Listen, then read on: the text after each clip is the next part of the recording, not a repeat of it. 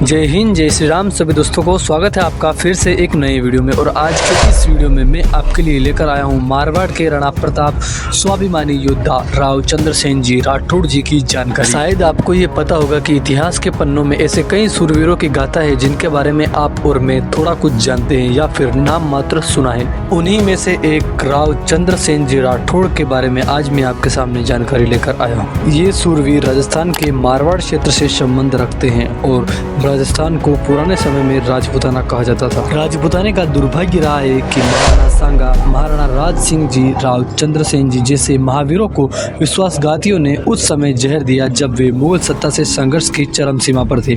राव चंद्रसेन का जन्म 30 जुलाई 1541 ईस्वी को हुआ था।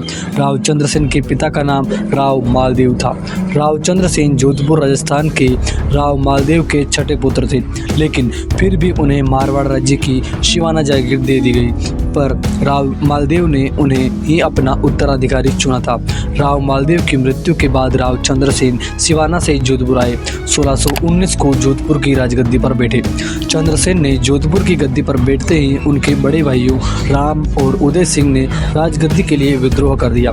राम को चंद्रसेन ने सैनिक कार्यवाही कर मेवाड़ के पहाड़ों में भगा दिया और उदय सिंह जो उनके सहोदर थे उनको फलोदी की जागीर देकर संतुष्ट कर दिया। राम ने अकबर से सहायता ली। अकबर की सेना मुगल सेनापति हुसैन कुली खां के नेतृत्व में राम की सहायता के लिए जोधपुर पहुंची और जोधपुर के किले मेहरानगढ़ को घेर लिया। 8 महीनों के संघर्ष के बाद राव चंद्रसेन ने जोधपुर का किला खाली कर दिया और अपने सहयोगियों के साथ भाद्रजुंड चले गए और यहीं से अपना राज्य में मारवाड़ पर 9 वर्षों तक शासन किया।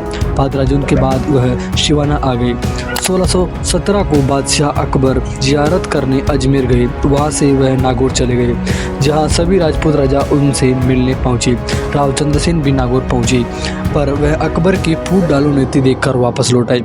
उस वक्त उसका सहोदर उदय सिंह भी वहां उपस्थित था, जिसे अकबर ने जोधपुर के शासक के तौर में मान्यता दे दी।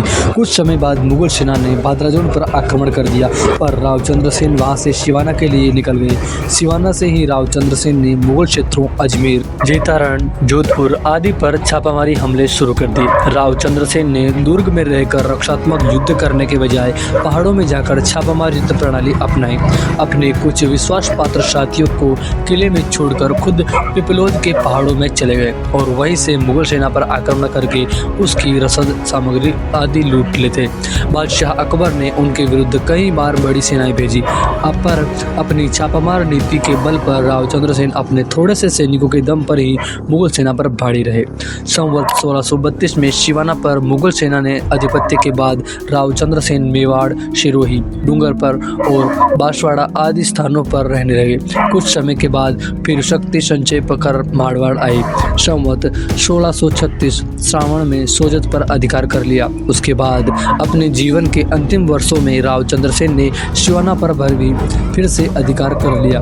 अकबर उदय सिंह के पक्ष में था, फिर भी उदय सिंह राव चंद्रसेन के रहते जोधपुर का राजा बनने के बावजूद भी मारवाड़ का एक छत्र शासक नहीं बन सका। अकबर ने बहुत कोशिश की कि राव चंद्रसेन उसकी अधीनता स्वीकार कर ले, पर स्वतंत्र प्रवृत्ति वाले राजा राव चंद्रसेन अकबर के मुकाबले कम साधन होने के बावजूद अपने जीवन में अकबर के आगे झुके नहीं और विद्रोह जारी रखा। 11 जनवरी 1581 विक्रम संवत 1637 माघ शुक्ल सप्तमी को मारवाड़ के महान स्वतंत्रता सेनानी का सारण सिंचियाई के पहाड़ों में 39 वर्ष की अल्पायु में स्वर्गवास हो गया। ये मारवाड़ के ऐसे वीर योद्धा है जिन्होंने महाराणा प्रताप की भांति अकबर की भी कभी अधीनता स्वीकार नहीं की और छापामार युद्ध नीति के तहत अकबर को भी हराया। ऐसे और कई योद्धा है जिनके बारे में ज्यादातर लोग नहीं जानते। अगर आपको इन योद्धाओं के बारे में जानकारी चाहिए तो इस चैनल को सब्सक्राइब कर लें, क्योंकि मैं समय समय पर ऐसे योद्धाओं की कहानी आपके सामने प्रस्तुत करता रहूँगा। तो चलिए दोस्तों, आज का वीडियो यहीं समाप्त करते हैं और मिलेंगे अगली वीडियो में और किसी नई जानकारी के साथ। तब तक के लिए आप सभी को जय हिंद, जय श्री राम।